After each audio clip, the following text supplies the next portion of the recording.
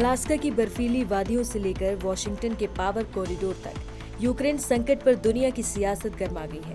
अमेरिकी राष्ट्रपति Donald Trump और रूसी राष्ट्रपति व्लादिमीर पुतिन के बीच हुई हाई प्रोफाइल बैठक के बाद अब इस कहानी का केंद्र कीव बन गया है, जहां से राष्ट्रपति व्लादिमीर ज़ेलेंस्की ने दुनिया और खासकर अमेरिका को एक कड़ा और स्पष्ट संदेश दिया है। अलास्का में राष्ट्रपति ट्रंप और पुतिन की बहुप्रतीक्षित मुलाकात तो हुई, लेकिन नतीजा सिफर रहा। इस बैठक से ऐसी कोई ठोस गारंटी नहीं मिली कि रूस यूक्रेन में अपनी आक्रामकता को रोकेगा। इस नाकामी के तुरंत बाद कूटनीति का पहिया तेजी से घूमा।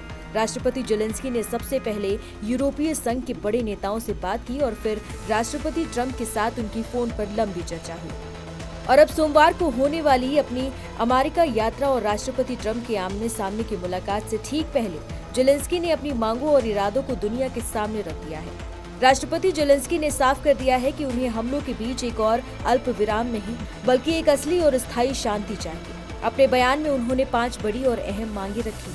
पहली और सबसे जरूरी मांग, हत्याएं तुरंत बंद हो। उन्होंने कहा कि युद्ध के मैदान से लेकर बंदरगाहों तक हर तरफ गोलीबारी और हमले रुकने चाहिए।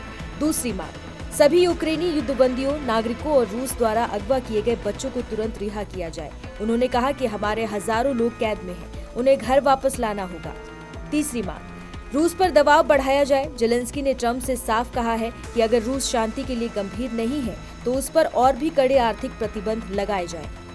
ज़ेलेंस्की यही नहीं रुके, उन्होंने यूक्रेन के भविष्य को सुरक्षित करने के लिए एक बड़ा दांव भी खेला है। उनकी चौथी और सबसे रणनीतिक मांग है, अमेरिका और यूरोप मिलकर यूक्रेन को एक संयुक्त और विश्वसनीय सुरक्षा गारंटी दे। और पांचवी मांग है, एक त्रिपक्षीय बैठक बुलाई जाए जिसमें वो खुद, राष्ट्रपति ट्रंप और राष्ट्रपति पुतिन शामिल हो। उन्होंने ये शर्त भी रखी है कि यूक्रेन की जमीन से जुड़ा कोई भी फैसला यूक्रेन की गैर मौजूदगी में नहीं हो सकता।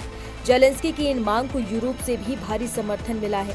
फ्रांस, ब्रिटेन, जर्मनी और यूरोपीय आयोग ने एक संयुक्त बयान जारी कर न सिर्फ ज़ेलेंस्की की त्रिपक्षीय बैठक की मांग का समर्थन किया, बल्कि ये भी दोहराया कि जब तक स्थायी शांति स्थापित नहीं हो जाती, रूस पर प्रतिबंधों का दबाव बना रहना चाहिए।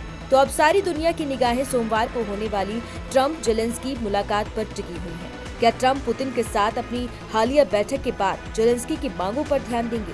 क्या अमेरिका रूस पर प्रतिबंध और कड़े करेगा? और क्या यूक्रेन को वो सुरक्षा गारंटी मिलेगी जिसकी वो मांग कर रहा है? इन सवालों के जवाब ही ये तय करेंगे कि यूक्रेन का भविष्य शांति की ओर जाएगा या ये संघर्ष और लंबा खिंचेगा।